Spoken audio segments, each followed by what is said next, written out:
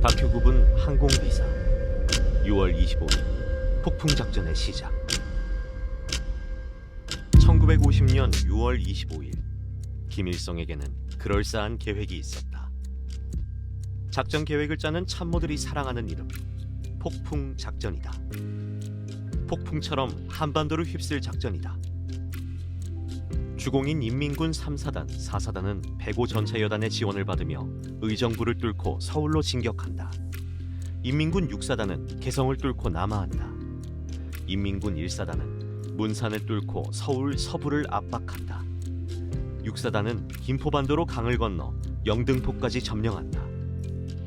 1군단이 서중부 전선에서 서울을 점령하는 동안 조공인 2군단은 중동부 전선에서 춘천, 홍천을 지나 수원까지 쾌속 진격해 퇴로를 막는다. 인민군 2사단은 화천을 통해 춘천으로, 인민군 7사단은 인제를 통해 춘천으로 뚫고 간다. 동부 전선에서는 인민군 5사단, 3사단 10연대가 강릉으로 남하한다. 766 유격대, 945 육전대가 상륙하며 항구를 봉쇄한다. 1단계 작전 기간은 5일이다. 이 기간 동안 방어선을 돌파하고 국군의 주력 부대를 포위 섬멸한다. 2단계 작전 기간은 14일이다. 파죽지세로 전과를 확대하고 예비대를 섬멸한다. 3단계 작전 기간은 10일이다. 잔당을 소탕하며 신속하게 남해안에 도달해 주요 항구를 점령한다. 항구까지 점령하면 미국도 한반도에 교두보를 마련할 수 없다. 인민해방전쟁은 한 달 만에 끝난다. 8월 15일 해방 5주년 기념일에는 통일인민정부를 수립한다. 허황된 계획이 아니다. 전문가를 불러 짠 계획이다. 모스크바 방위전과 스탈린그라드 전투에 참전한 소련 고문단 베테랑이 작전 계획을 짰다. 뒤에는 스탈린과 마오쩌둥이라는 든든한 혈맹이 버티고 있다. 남한은 미군이 철수하고 500명의 군사 고문단만 남았다. 미국이 한국을 도울 수 있을까? 미국은 소련의 팽창을 막기 위해 1949년 상호 방위 원조법을 제정해 각국을 원조했다. 원조받은 무기를 갚지 않아도 되니 2차 대전 당시의 랜드리스 무기 대여보다 훨씬 조건이 좋았다. 1950년 1월 26일 한미 상호 방위 원조 협정을 맺었지만 미국은 한국을 무장시키는 게 아니라 관리하고 싶다. 무기를 쥐어주면 한국이 선제 공격에 나설 가능성이 있다고 보고 있었다. 미국은 정보전에서 실패하고 있었다. 북한의 도발 징후를 수차례 계속 무시하고 있었다.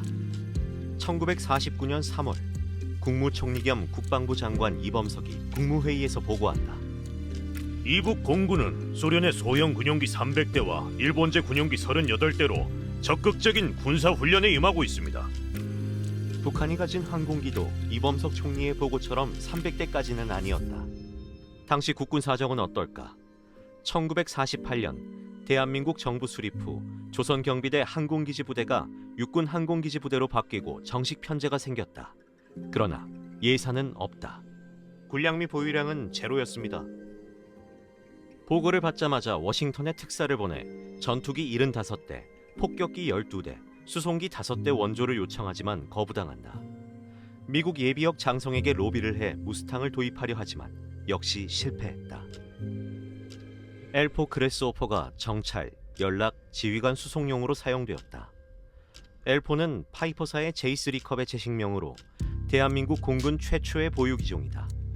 항속거리는 354km.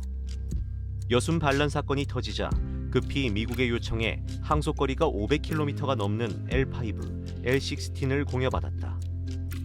1948년 11월 21일 백흠룡 하사가 대낮에 L4기를 타고 월북했다. 1949년 11월 23일에는 L5 월북 사건이 생겼다. 전단 살포를 하던 이명호 중위가 조종사 박용만 상사를 권총으로 위협해 강제 월북했다. 1949년 10월 1일 공군이 창군되었다. 그러나 캔버스 천으로 된 경비행기밖에 없다.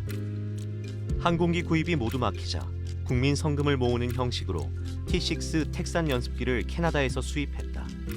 텍산은 1935년 초도 비행을 한 기체로 영연방의 훈련기로 활약했다.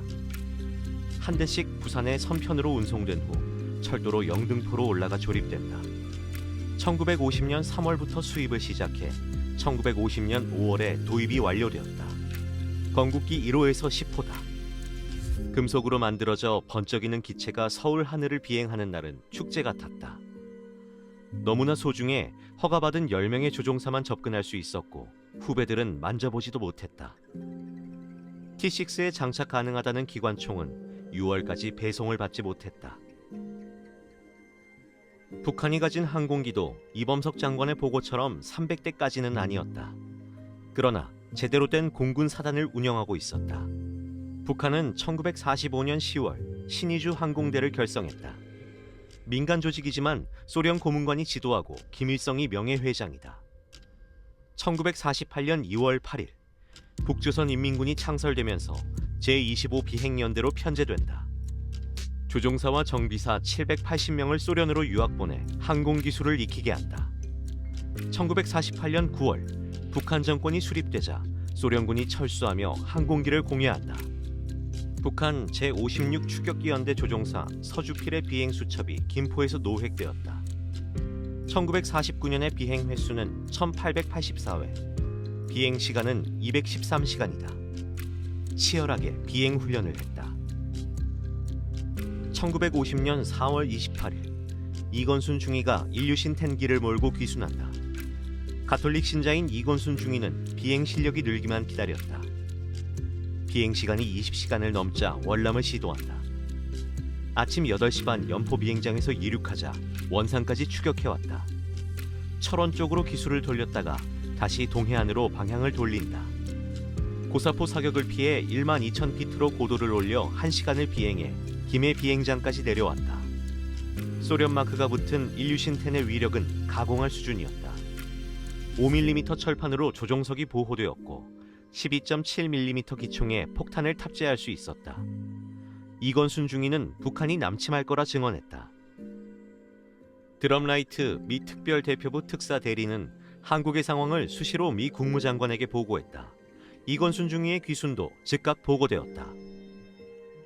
이건순 중위가 제공한 정보에 따르면 북한은 훈련기를 포함해 야크 전투기 100대, 인류신 10 공격기 70대, P-52 정찰기 8대, 미제 연락기 2대를 보유 중입니다.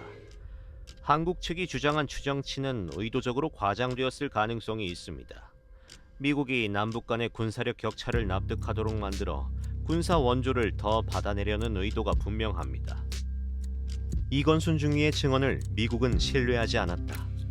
이건순 중위는 다소 오차는 있지만 훈련받던 인류신 10의 수치는 정확하게 알고 있었다. 그 사이에도 북한은 계속 항공기를 지원받았다. 1950년 4월 인류신 10, 야크9 전투기 총 60대를 지원받았고 6월에는 소련 조종사들이 인류신 10 60대를 연포 비행장으로 직접 조종해 인계했다. 1950년 6월 북한 공군의 보유 항공기는 226대다. 전투기연대, 습격기연대, 비행교육연대로 비행사단을 구성했다. 조종사는 총 180명. 비행기보다 조종사가 한참 부족했다. 6월 25일 국군은 L포기 8대, L5기 4대, T6기 10대 등 총 22대를 보유 중이다. 226대 22의 승부가 폭풍처럼 닥쳐오고 있었다.